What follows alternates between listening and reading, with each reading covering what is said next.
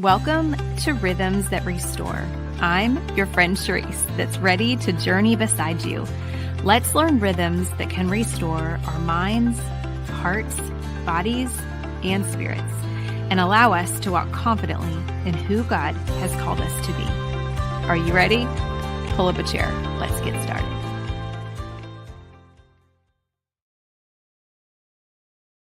Hey everyone, welcome back to the podcast. Thank you so much for pulling up a chair with us. Thank you so much for taking an opportunity in this month of May to just take a moment to pause and to fill up your spirit, to fill up your soul, and to be encouraged. This month, I'm so excited to have kicked off a series called Your Story Matters, and to be able to share some of my incredible friends and their stories and what God's been doing in their life. And I want us all to be encouraged that if God is working in anyone's life, that he will also work in ours.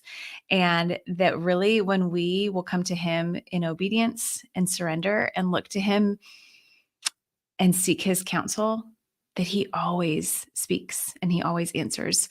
So I cannot wait to share this friend with you today. But in true Rhythms That Restore fashion, we always kind of want to transition from what we're already doing, because I know we're all multitasking, but at least for a moment to just kind of let whatever came before and whatever is coming after, to just let it to be. And so I just kind of want us all to take a deep breath in and then let it out. Like all of the tension that we carry, just let it go. Let it go. Remember, it's not yours to carry. And so I wanted to start us off with a scripture that has been speaking to me this morning. And it's so cool, as I read just a little bit of it, but then I was curious and I wanted to know more. So I looked it up. It's Psalm 143. And it's so cool and speaking to me right now because it's a Psalm of David. And so it's 143:8. But I would encourage you, go and look it up and read all of it for yourself today. But it says, "Let me experience your faithful love in the morning, for I trust in you. Reveal to me the way I should go, because I appeal to you." Wow. It's kind of like, let that marinate. Let that sink in. Let me experience your faithful love in the morning, for I trust in you. Reveal to me the way I should go, because I appeal to you. Friends, I know there's a lot of us in this season right now that, it is May. And so we're all going in different directions. And you might be in a brand new season of life. Maybe you are a student and you're graduating and you're going off to college, and that's going to be a new season and you're asking the Lord for direction. Or maybe you're a mom and you have kids going into the next season of their life, whether it's, kindergarten or high school or middle school or college. And it feels different to you too. And so you're asking the Lord for direction and clarity. Or maybe you're at a fork in the road and you're seeking the Lord's advice on what he has for you. And so just know you're not alone. We're all in that season. And that's why I am so thrilled to have my friend on today, because I have been watching her journey for many, many years, but specifically for the last couple years. And I, from afar, have admired her. And she has been giving me courage to seek the Lord more and to look to him and to walk more in surrender and obedience and in courage. And so I asked her, I was like, will you please, well, number one, go to coffee with me, which we did, and we got to hear everything. But I really wanted her to share her story with you guys, because I know it has encouraged me, and I know that someone else will be encouraged too. So let me formally introduce my friend to y'all, tell you a little bit about her, and then I'll let her introduce herself. So Shelby has been married to her high school sweetheart, Will, for 8.5 years. Oh my goodness. She is a daughter, a sister, and a friend to many, many, many, many women that will be listening. She's an avid cyclist. She co-founded the She to See team, being one of her most accomplished moments. So I can't wait to hear more about that. She's also a lifestyle and fashion blogger, which I'm so thrilled about because I need all the fashion help I can get. She's a personal stylist and an entrepreneur. Her and her husband, both entrepreneurs. She said she loves being with friends, riding her bike, celebrating Halloween, which if you follow Shelby, you know this, traveling, reading, helping build Lighting Speed Shop and the women's cycling community. When I asked Shelby what she does for fun or what makes her laugh, she said that Will, her husband, would say that she makes herself laugh the most, but her friends, her husband, and SpongeBob SquarePants. Shelby, welcome to the podcast. Thank you for being here. Thanks for pulling up a chair with me and helping me learn every step of the way. So welcome. I am thrilled to be here. Thrilled. As we're figuring, girl, we're figuring this out. So. Yeah. Got the microphone fixed and all. We're good. Yes. Yeah. I was even like, Shelby, teach us about like, why do we wear headphones and what all that? So, AKA, let me tell you what Will said. That's right. So Will's teaching us everything. Oh, well, Shelby, there's so much to dive into today. Where do we even start? Oh, well, hold on. I got to tell you this. I wrote this down. When I think of you, I mean, those are your little bio that you sent me. But when I think of you, I think number one of fun. And number two of laughter, authenticity. You are a lover of all things beautiful, friendships, family, faith, fashion, fitness. And I couldn't think of an F word for travel because I was like, wow, we're going down this road, Cherisse. But I really do. I think fun and family, faith, I mean, all of that, you just embody that. I love your authenticity and I love how much fun you are. I can learn a lot from you in that area. Thank you. I think I need you to write my bio now from going forward for anything I do. Okay. That was great. Thanks. Thanks. So Shelby, tell us a little bit more. Okay. So one of the things I have remembered from the very first time you came over and we had coffee, and I think I was seeking fashion advice too, but I remember you sharing your story about you and Will. And I love it. So share with us a little bit more. First about you. Like, are you from Memphis? I can't remember that part of your story. Are you from the Memphis area? Okay. Born and raised in Memphis. I grew up in Bartlett up until I got married, and then we moved to Eads. So I've lived here my whole life, and I love it. I love Memphis. Yeah. And I love giving back to it in any way I can. So yeah. And so where did you and Will go to high school? I went to Bartlett High, and he went to Briarcrest, which is where a lot of people start asking the question, where in the world did y'all meet? Exactly. Because we are high school sweethearts. Right. Yeah. Yeah. But I had a mutual friend that went to middle school with me. Okay. And when we transferred over to high school, instead of going to Bartlett, she went to Briarcrest. And she befriended Will her freshman year of high school. And she said to Will, you remind me so much of my friend Shelby, because we loved like our youth group and everything. And we were always like tagging, like wanting her to tag along. And, we were just kind of like, I guess, a bright spot in her life. And so I had, gotten his number from her, and I texted him saying, "Hey, Will, it's Shelby." And he was like, "Who?" And I played it off like I had texted the wrong Will, but I did not.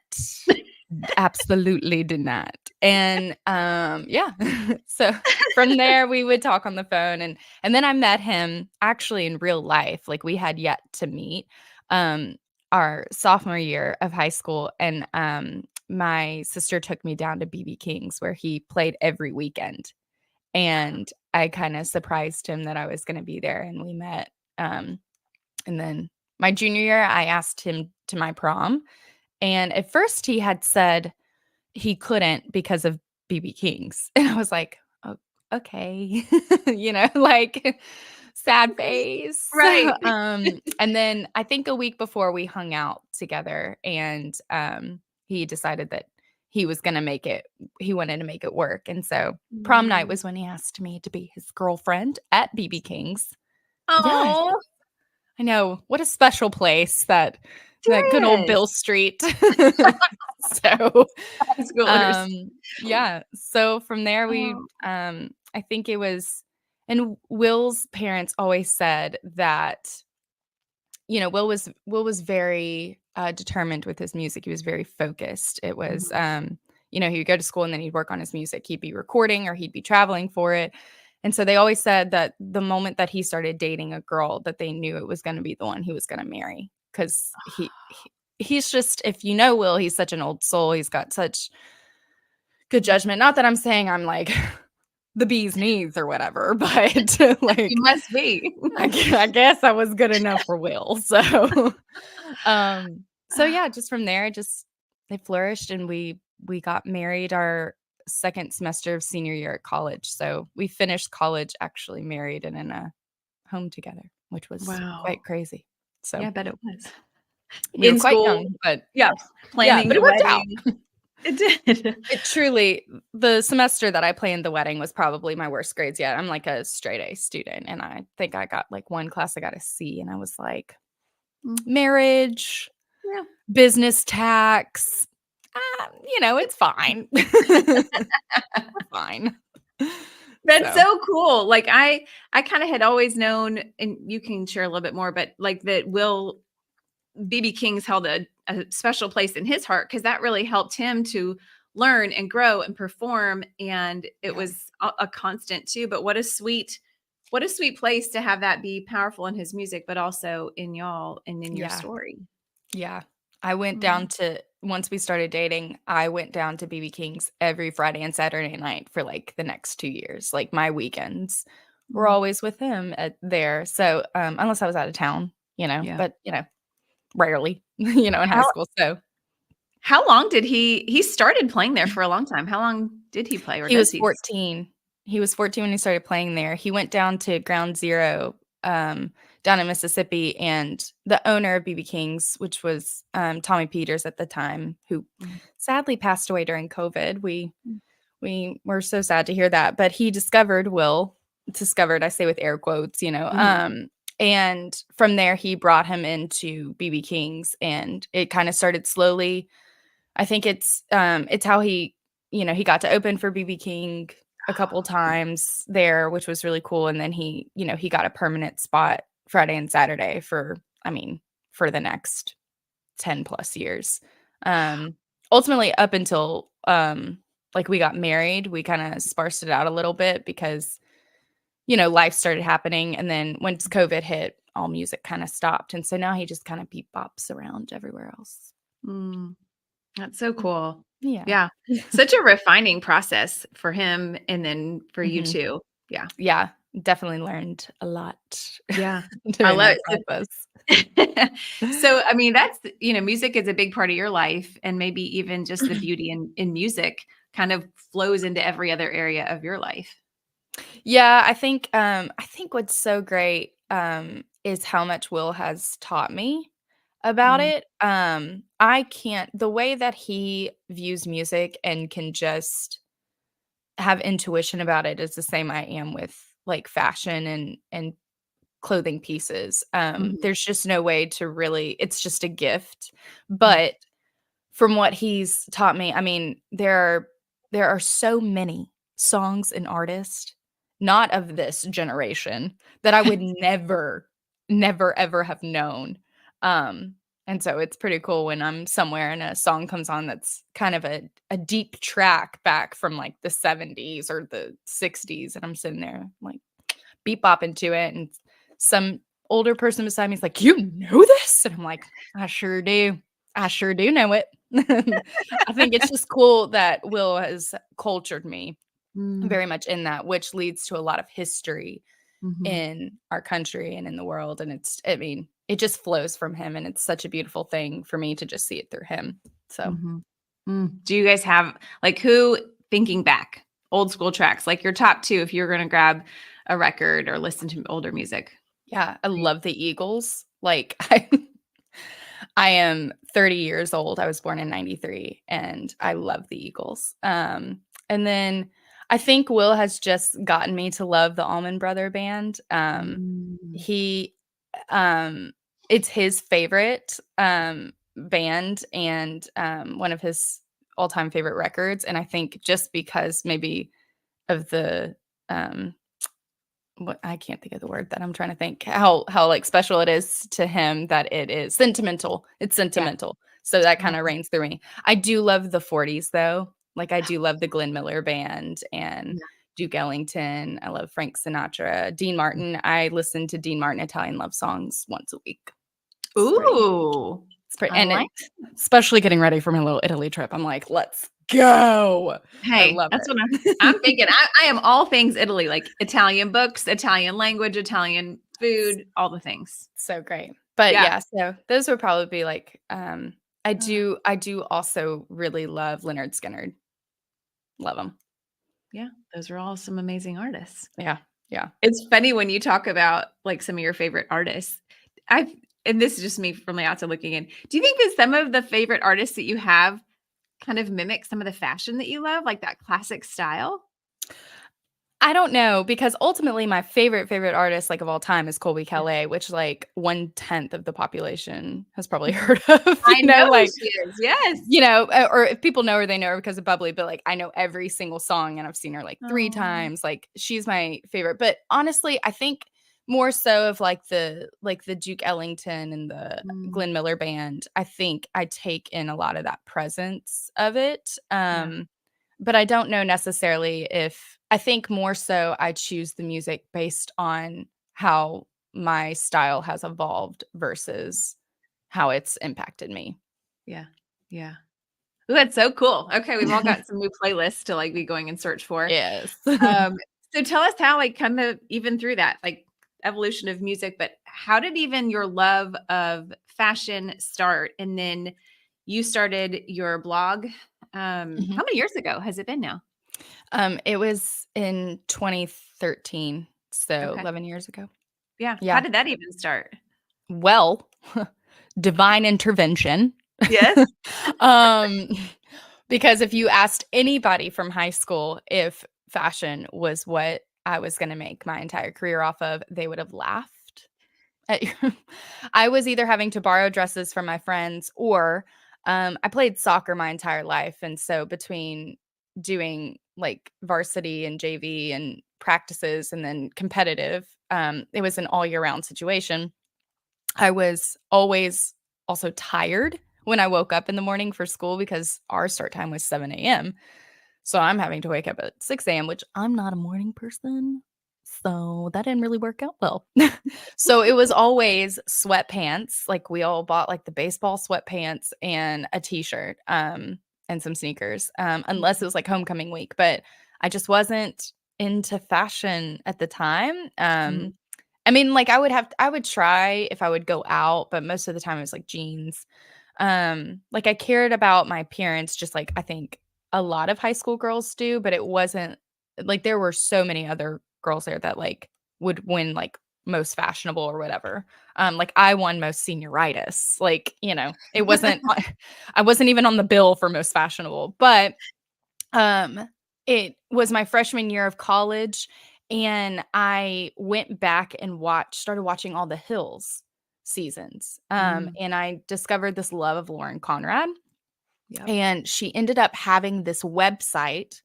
It wasn't it was like a blog, but it was more so like a community. Like, you could create this account and you could talk among other members on it, but they would also have articles to read and everything. And I became this like member friend with this girl named Anna, and they ended up having this contest for a guest blogger to come on and be one of the writers. And it turns out that Anna was one of the top ones. It was before, like, we started talking before that. And And so that led me to her blog. She had a true fashion blog, which at that time was not a thing. Like the OGs that you think of were the ones who were doing it right then and there. And all of what you would see on Pinterest at the time was like, who are these girls? You know? And so that I think just through that, I started like buying from like Forever 21 and kind of putting some outfits together, and I would throw them up on Instagram and people would just comment. Now, granted, I would never in a million years wear what I did back then at all. At all. I would throw it all out now. But somehow, some way, I think the gift just blossomed, like the intuition came, like it truly was just like a God-given thing. Mhm. There's no way that honestly I could necessarily teach what that feeling was. Um, and so that just blossomed, and I told Will I wanted to start a blog, and from there he would take my photos, and I just started a blog. And it's so funny because at the time I was a student, people would ask, "What do you do? What do you do?" And I'm like, "Well, I'm a full-time student. I'm also a fashion blogger." And here in Memphis, they're like, "What is that? What is that?" And I was like, "Well, it's where like I put together outfits and I tell you where to get them from and I give you style tips." And so it was very new, very Yeah. new. It's really cool now to see what the community here in Memphis is, and then also how it just exploded throughout the past couple years. So that's kind of how I got into it. It's Yeah. crazy. Yeah. It's so cool. I do remember that because I think when we first met, I had that question. I was like, Shelby, Yeah. what is this? Like I Yeah. knew what bloggers were, but it was a thing, but it was new. And now Mhm. it's just exploded. And everything takes a while to get to Memphis anyhow. Truly, You truly. know, it does. A little bit slower. Um, Okay. but I love how that's really how it was birthed. And then kind of what came from that. So like you started with Yeah. the fashion blogging and then it seemed like it just became huge. Yeah, it was really cool. I mean, I like to grow very organically, and so there would, you know, that's when brands kind of started seeing if they could use it as marketing. So I would kind of get a couple of collaboration posts with brands and everything. But um, once through college and everything, I had internships, and my blog is what I got most of my internships off of because it was such a new concept, and so I kind of started knowing marketing and social media a lot more. Um, and I knew it a lot quicker. I was kind of into that consumerism marketing a little bit. And so I got a lot of my internships through it. But once I got out of college, it kind of seemed like the flame died, or I wasn't inspired. It probably, now looking back on it, was that I didn't quite know my brand. I didn't quite know my style. I couldn't put into words. I could see what I wanted, but I couldn't make it happen. And I think that was probably frustrating for me. But at the same time, I went to the U of M, or for those who are not from Memphis, it's the University of Memphis.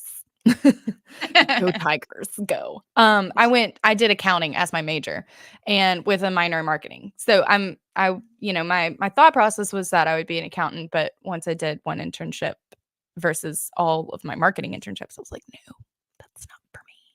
So, but I did have this business background and I loved business. I loved it. Jordan Smith now, but at the time Yes. it was Hayes.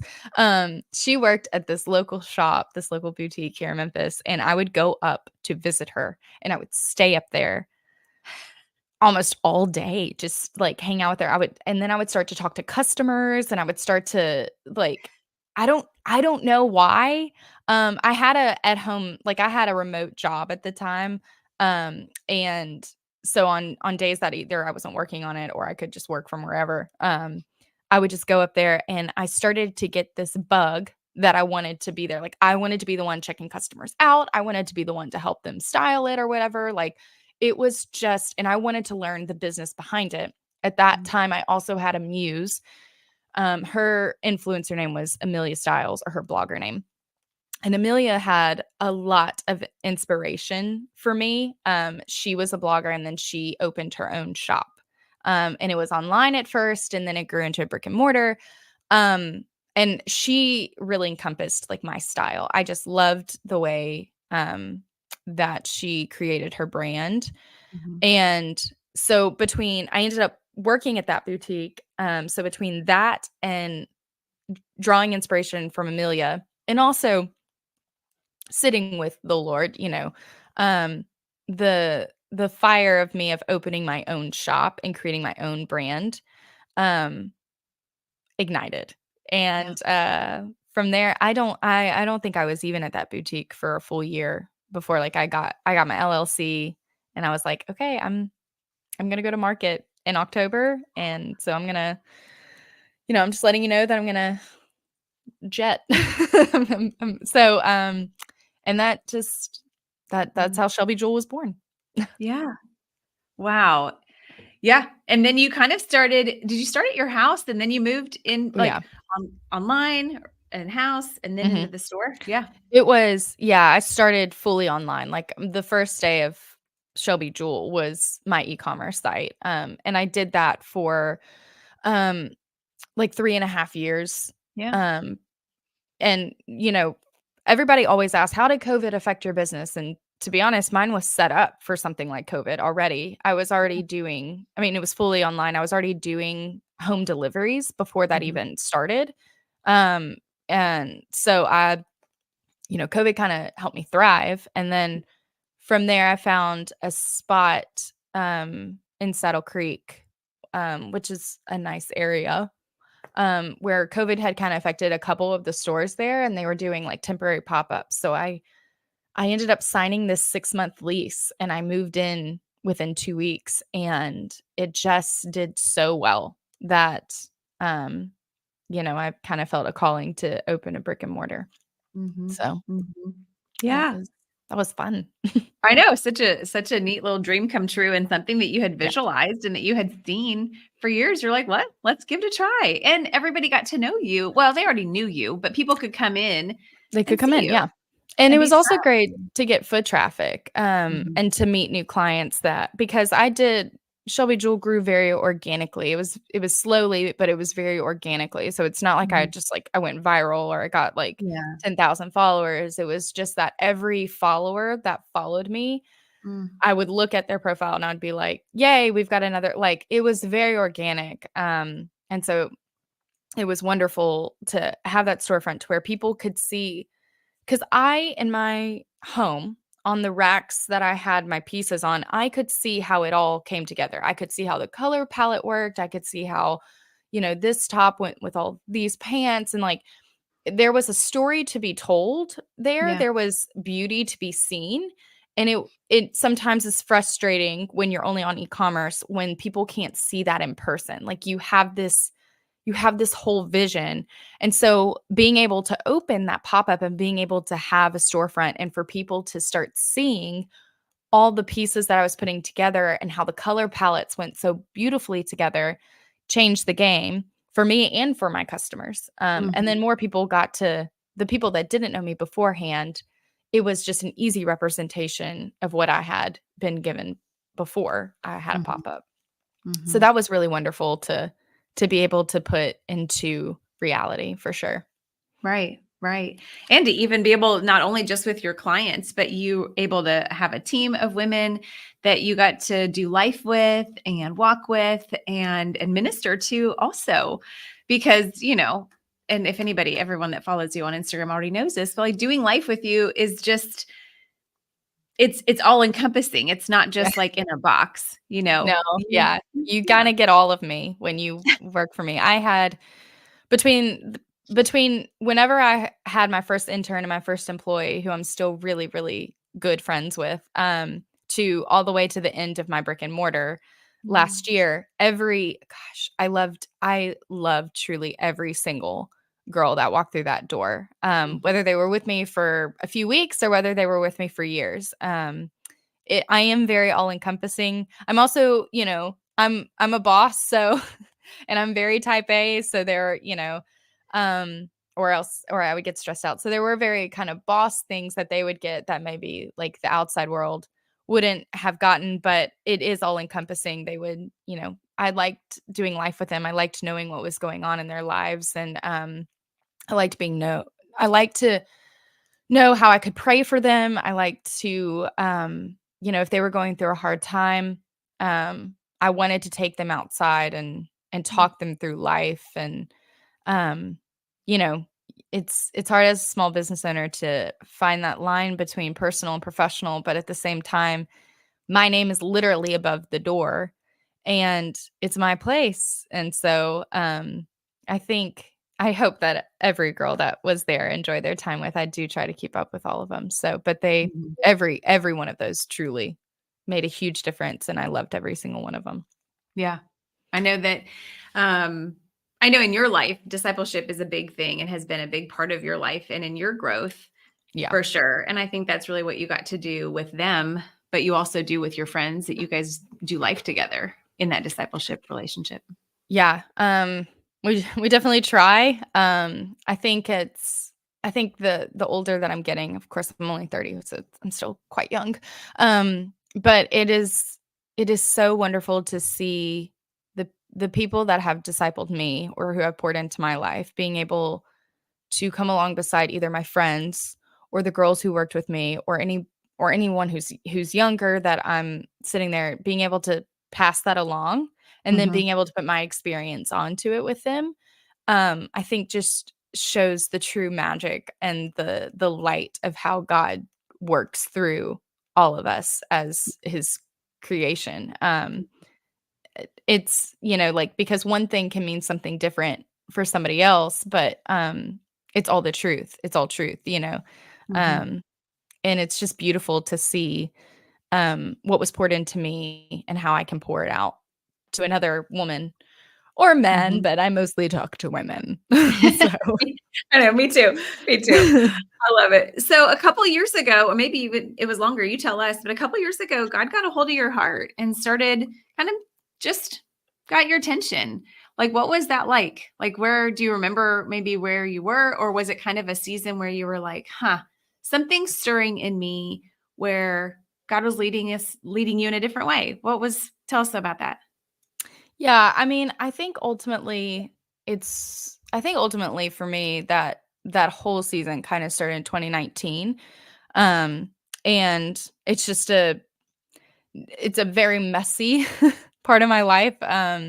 But it is part of a testimony that I do share in like close, intimate circles. But that kind of created deep, deep, dark anxiety, like crippling anxiety. And I didn't understand what that was. Like, I didn't understand what was going on until I had my friend and mentor, Lacey, come along beside me and literally have to walk me through life.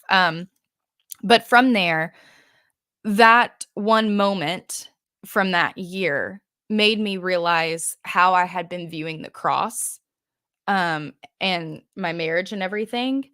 Um, it it was one of those where I lived in a glass castle and I was perfect and I believed in Jesus. That was checked off my list, but I didn't need him. I didn't need the cross. I didn't need like I was goody two shoes. I didn't need him. Um and that moment made me realize that everything in 1 second could and would have been stripped away if it was God's will. And all I would literally have was God. Um, and also at the fact that I wasn't perfect, that I was a sinner, that I even the little things that I do every day, my thoughts, my desires, my idols, whatever it may be, I'm realizing is just the same as what we would, consider a significantly, like, big sin, like, Mhm. it's all sin. But it just made me realize not only how much I needed the cross, but also what Jesus did.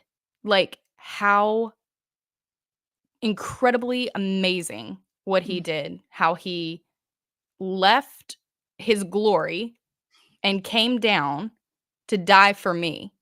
And I, how our human minds go, we always go back to maybe like that one or two sins that are really big that made like a huge difference in our life.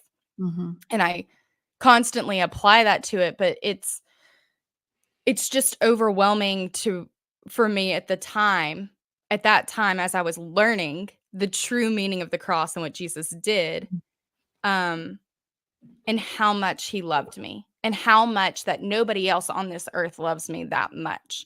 So that kinda, I think, started more so of, like, my intimate relationship with Jesus, and, like, getting down to the nitty-gritty of his heart and what it meant for me to live for him and not be so codependent on my marriage.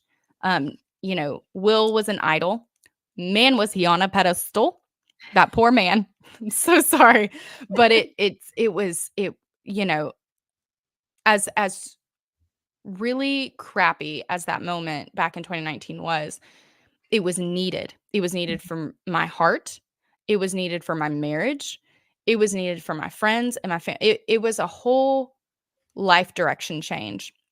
And my therapist always said, like, you're on a boat and, you're going this one direction, but you get 1 degree off.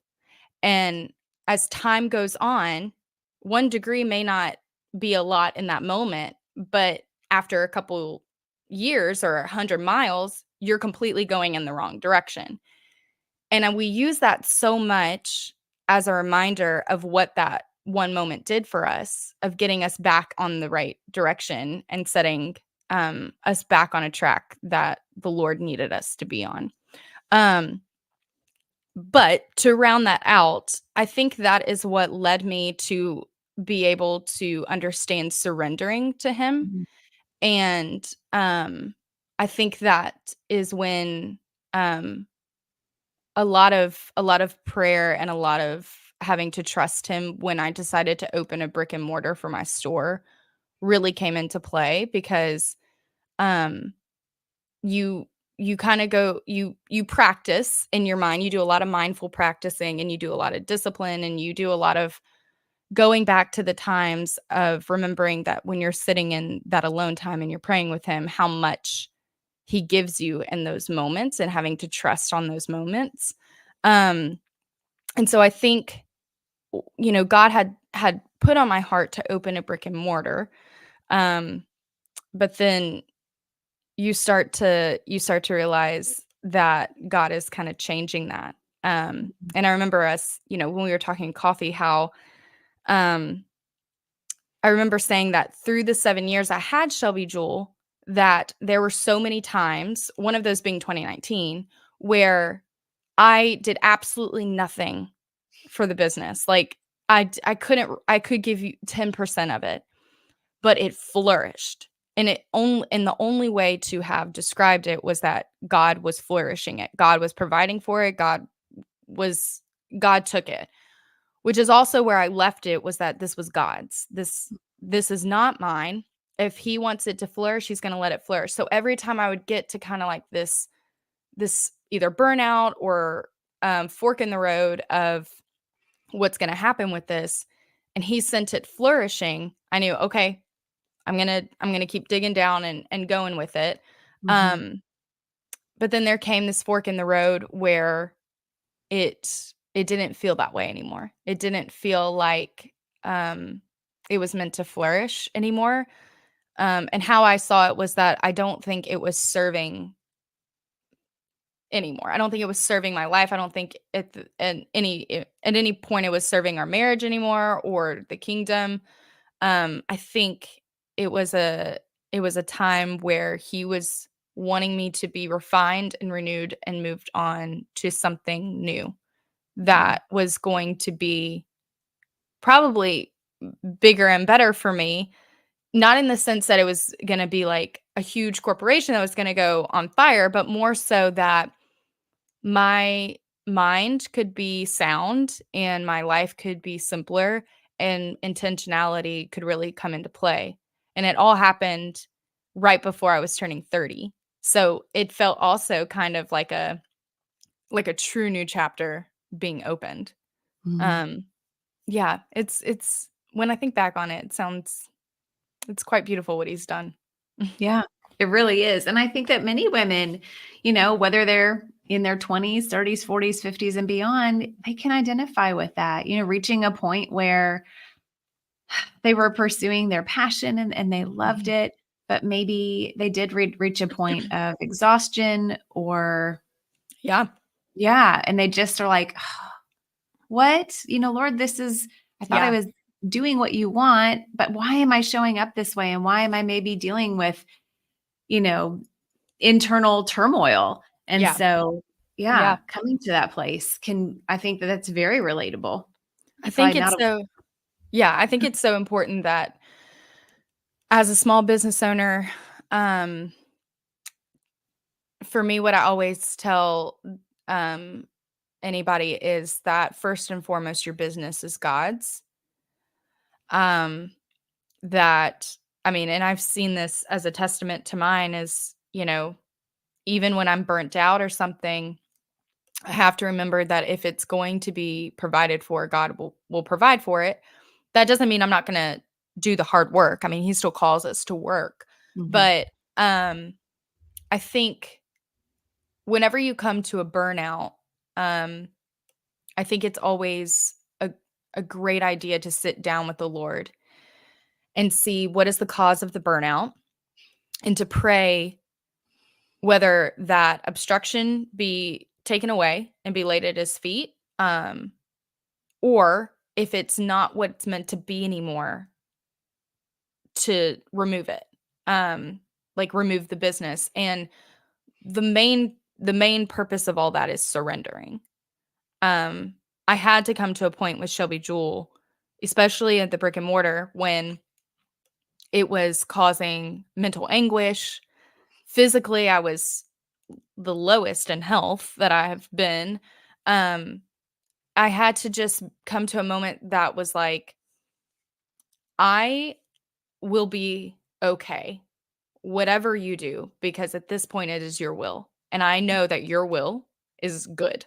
I just want to do what your will is. Because I know that it's gonna be better than mm, whatever I could possibly sit here and try to do. So if you lay on my heart that we're gonna continue this, then great. But if you lay on my heart that it's time to close it, mhm, then peace will be there, knowing that you have given me that word.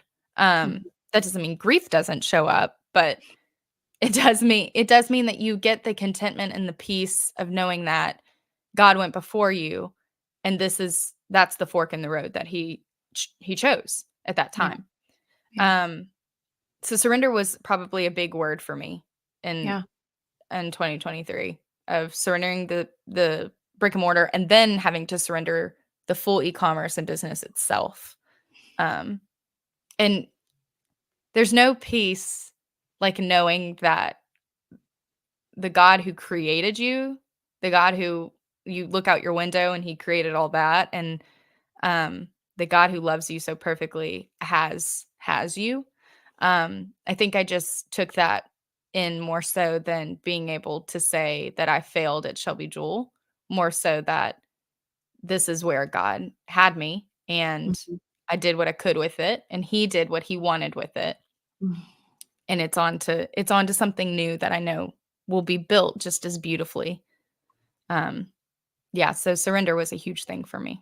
Right. Absolutely. I mean, that's what I watched and what so inspired me, um, just in your story. But I think that just as much as surrender was a big part, I think that your obedience in walking that out also, because it was that you were in one hand, like, Lord, okay, I give this to you, opening this up. But in the other hand, I'll walk it out. I'll take these steps forward. I don't necessarily know what that is, but I am looking to you. And you shared some of these with me, but when you were kind of in that season of seeking and listening, what were some of the practical things? Like, if anyone else is also in that season, what were some of the things that you did? Like, what does that look like to sit in surrender and to listen? Yeah. The there was a couple things. One, seek wise counsel. um, I was very much speaking with my therapist, my mentor and friend. my in-laws who, not only do they love me, but they are incredible business-minded people, Mhm. and they were walking along beside me in this journey from when I opened my brick and mortar. Yeah. My husband, 100%. Mhm. Um, and then, my safest and closest friends, um, I think it's always good for you to have people who can be barometers for you.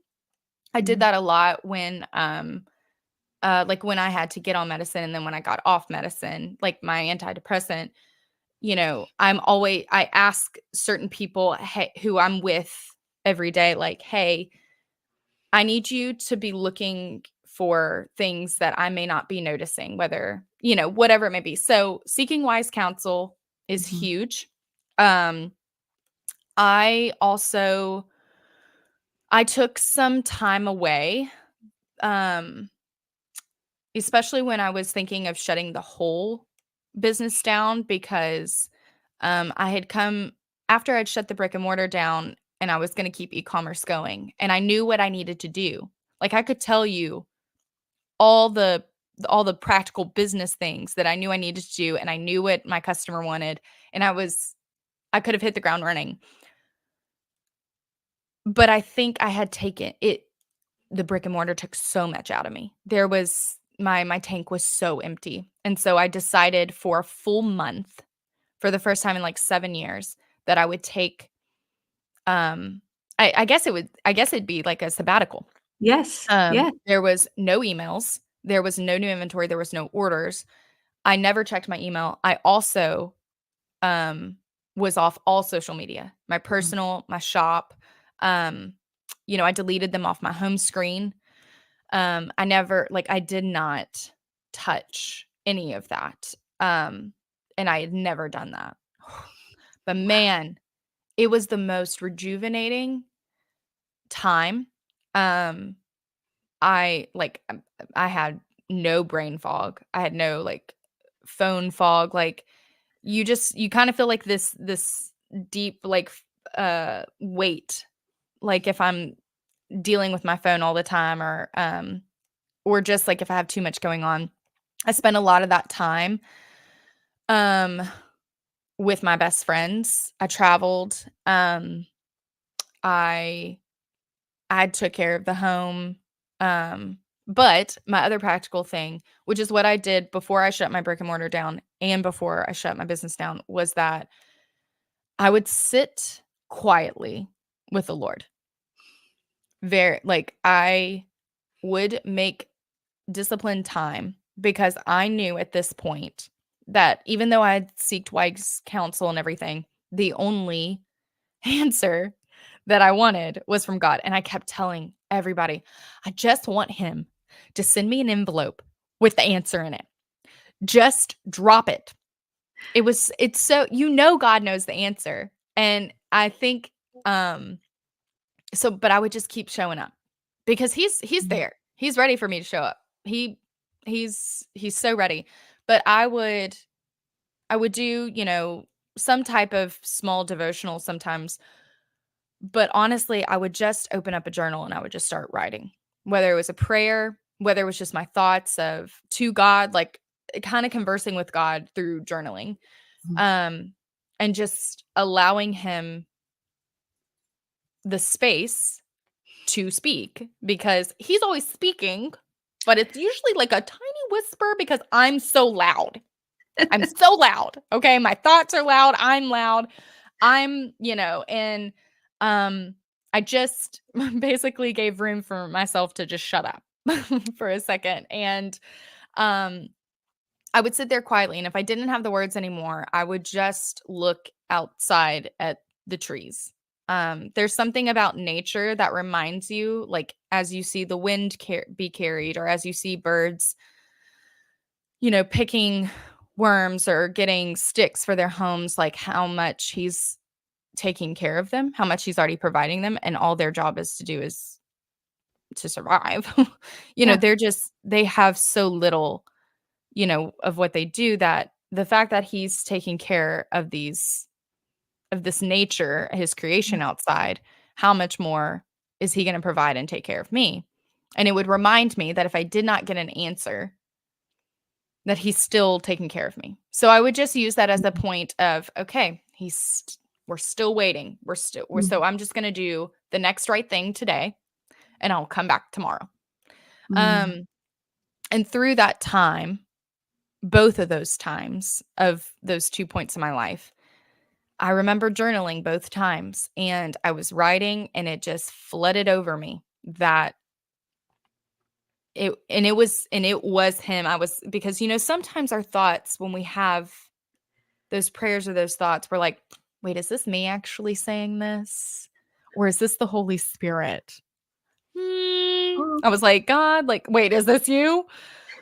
And I remember both times writing it down, like I have it in my journal of being like, I have to close Shelby Jewel down. And then I remember writing like, this is God. Like, because I know I'm not going to be able to go back and really fully feel what that felt like, Mhm. but I knew that it was his word that came Mm, through to shut it mm, down. And it was because I took that quiet time. Um, and it's just it was so great. So those were really the practical things, is to step back, and you can't assess yourself or the situation or even hear what God has for you if you don't quiet yourself. You have mhm, you have to quiet it all. At the end of the day, like, it was so difficult to not pick up my phone during those times because you think something there are things that are important in your life. There's absolutely nothing more important than God. Absolutely nothing more important. Um, and I remember, like, I'm setting time aside right now to do a podcast with you, like, and I'm flourishing this relationship, and that's what you do, is you flourish relationships. That's what, human connection, everything. And I'm reminded, like, how am I not setting time aside to meet and talk with the one who's the most important person in my life? Like, if Will told me, I need you today, like, I need you to drop everything you have today and be with me, I'd be like, yeah, right, of of course, course. you're the most important person in the world. And I in my mind, that's what I go back on, is like, I don't understand how I'm not spending time with you. Like, Yeah. you're literally the most important thing in my life. And so I would remind myself to make that an action thing, Mm, because he's the most wise counsel. So those mm, are kind of the practical things that I did yeah, during that time. yeah. It's incredible, and to make sure, like, I love that you shared that you reached up for help. So you have, Mhm. like, a counselor that you see, you have wise counsel in your in-laws and your husband and your trusted circle of friends. I think that we Mhm. all want to make sure that we have that.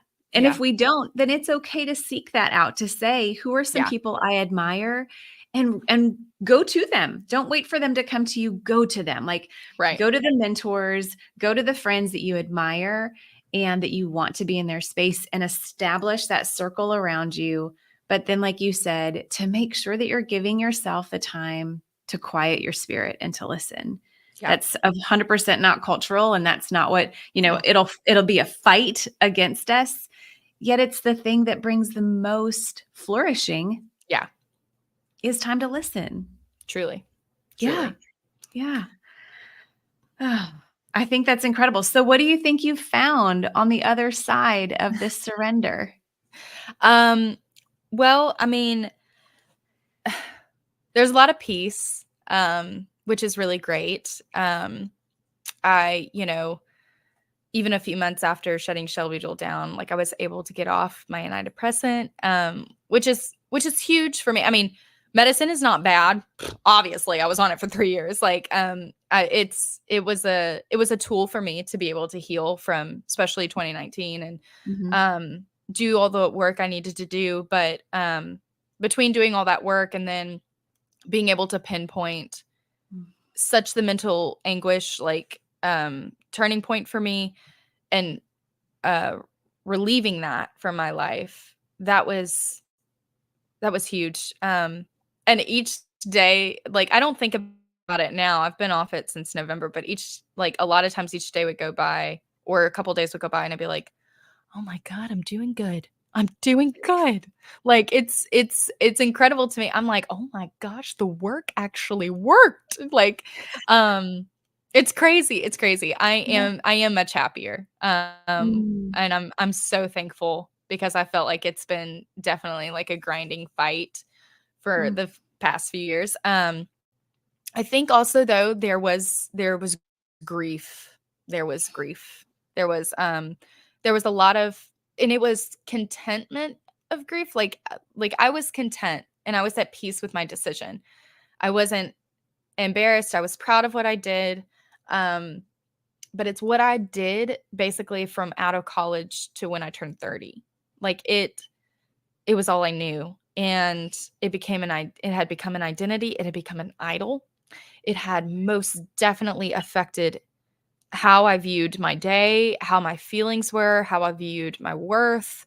And even there are times I go back to God and I get myself out of that, but it had become an idol.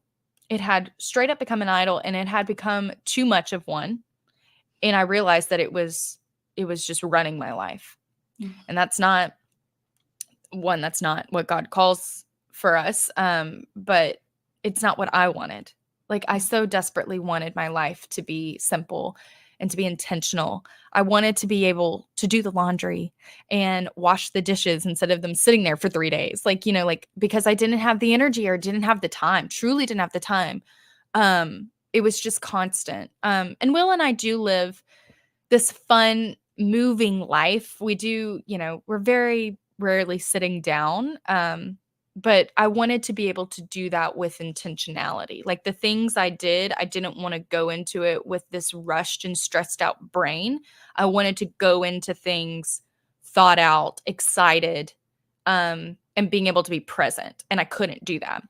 Mm-mm. Um, I lost my train of thought. I also forgot the question. I don't know That's why that happened. no, it's perfect. Literally. That was what's on that is what came Oh, from your surrender. yes. Oh gosh, Yes. I was talking about grief. Yes. I don't know why I blanked. As I'm No, talking it's about being present and being intentional. mhm. But grief was something that was there, and I had to learn to be okay with it. It probably brought a little bit of depression, not in the sense that I was like, I can't get out of bed, but there's like a business depression, there's a creative depression. And you also feel a little lost. I felt lost. That's probably the best word, is I felt lost. I was okay knowing that the shop was supposed to close. It was just like I didn't think about what was to come after Sure. at all. Like I was Mhm. just so focused on the answer of Mm. what to do with the shop that I didn't know what was going to come after. And luckily we had travel and holidays right after I closed it, because I closed in September. So that was a nice buffer. But like once January hit, I felt like I had all this expectation and pressure on me to um find something. Like Yeah. I don't have a child. And so there's this guilt of feeling bad if you're at home. Like it's for me, like of I don't have like a child to take care of. I mean, even if they're at school, like there's something about being able to be a mother and nurturing the home and everything. And I didn't necessarily have that. And so for me, in my mind, I was struggling with, I am this capable 30-year-old woman who right now I don't have a I guess I don't have a job, like it was just like it was weird, but I knew I just kind of started playing around with personal styling, because a lot of people had asked me Yeah. like to do their closets or to find them something. And so I think I just kind of went back to my roots of Mm. finding what that looked like and wanting to be a blogger. And I'll also now so through all this, y'all, through all this, me opening my store in 2021, a month before I opened my store, Will decided to open his own store. Which is Latinx Beats Shop, it's a bike and coffee shop. Who would have thought? So, that was also something in my mind, is that I wanted to be able to be a wife for him, because when I had my own full brick and mortar, there was a lot of just my business side never turned off. And so I wanted to be able to nurture our home, nurture our marriage. I wanted to be able to also nurture Latin Speed Shop because it it was and is doing great. And so um I did end up taking a job these past couple of months. But the Lord quickly put up a roadblock with that. And it's just like a gut. It's a gut thing. It's sitting here being like, Lord, what do you want? And I tried it and I'm fine with that. And I learned, a lot and gained new friends. But I think it's okay to kind of be in this wishy-wash of figuring out what I need to do. And the best advice I got, which was from my mentors, Lacey, was to go back to the last guidepost that God had you at. And for me, that was when I decided to shut Shelby Joel down and I wanted to live a simple, intentional life. I wanted to be able to have time to take care of my home, to take care of my marriage, to do what I loved, and to ride my bike. Which that's a huge component of my life. And so that brought me back so I just went back to the guidepost when deciding on what to do right now. But I am just happier. I don't have anxiety. I'm not depressed. I don't so much have grief anymore. I think it's just I'm anticipating the next move. I'm an entrepreneur and I will probably always work for myself or in some capacity or family business. So I found that out, through these past couple months, which is great, which is Yeah. great. But you do kind of feel a little lost, and that's also okay. I'm just gonna stick at the guidepost he last left me at. So I love that. Oh, I love that. The guideposts. Go back to that. And yeah. what brought you the most joy? Ooh, that's good. Yeah. So Yeah. I have a fun question that I Ooh, would love to ask you to an ending question. okay. So I like to say, if you could go back to your 10-year-old self and Mm. give yourself some advice. And I say 10 because I feel like if I even go to middle school or high school, we've already started trying to like put on a mask of what others' expectations are. But I feel at 10, you're free. You're still doing whatever you want, whatever makes you happy. And so if you could talk to that little girl, little 10-year-old Shelby, what would you tell her? Um, you got me crying now because so much life has happened. I think what I would tell her is that you'll be okay. Um, Golly, Cherisse. um, a lot happened between 10 and 30. Yeah, and I think the most important thing that I would tell her is that you will be okay and to stay with Jesus. To um yeah, honestly that's what I'd say. And I would hope that I can see myself being the time traveler there and me saying that to her. And each time something happened, me reminding myself of my future self saying, you're going to be okay. You're going to be okay. Um, and I think I would be, I, I, I think that would have helped me. But also at the same time, I have to remember that that's what God tells us all the time. It's like, you're going to be okay. Um, and to stay you.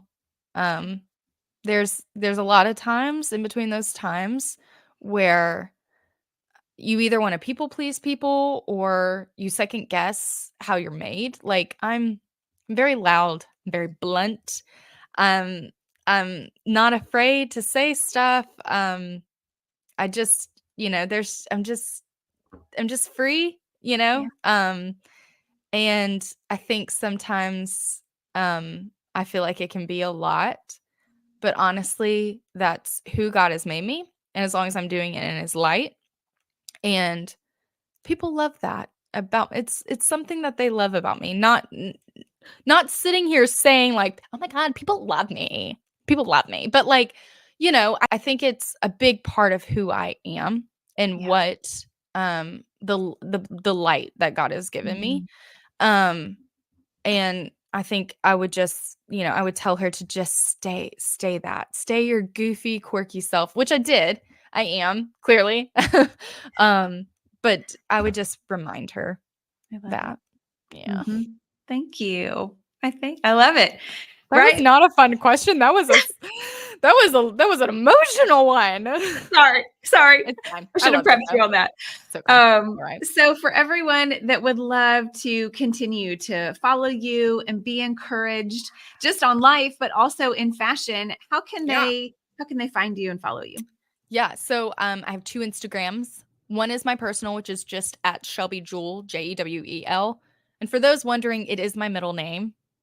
Jewel was a lot of people thought when I had Shelby Jewel as a store, it was a jewelry store. No, it's me. It's me. But at Shelby Jewel is my personal. It's a lot of my cycling. It's a lot of my quirkiness is so much on there. You learn like about me on there. And then at Shop Shelby Jewel is my personal styling and blogging, and that's where I post all the styling tips, my clients, what I've bought. It's kind of like the more beautiful one. Like on my feed is a little bit more beautiful, whereas on my other one you're gonna see like my double chin and me talking about SpongeBob or I don't know. So you get 2 parts of me. They're both me. I just like to kind of highlight them in a different way. I love it. I love Yeah. it. Okay. Well, we'll put it in the show notes too, so people can have your links to both. Super. Yeah, to how to follow you. Well, Shelby, thank you for sharing your story. Thank you for the fun and the laughter and the authenticity. Thank you for Of course. being who you are. And as always, just pointing us back to Jesus and his word and showing up in his presence. Well, thank you for having me. I thoroughly enjoyed it. You're welcome. All right, friend. We'll see everybody later. Thank you for joining me on this journey of restoration and renewal. Remember, you can stay connected with me between episodes by following me on Instagram. Don't forget to hit that subscribe button to ensure you never miss an episode. And if you found value in our conversation today, I'd truly appreciate it if you leave a review on your favorite podcast platform or share the show with a friend who might benefit from these rhythms. Until next time, may you find peace in knowing that you can show up every day simply as you are. And that is enough. Take care.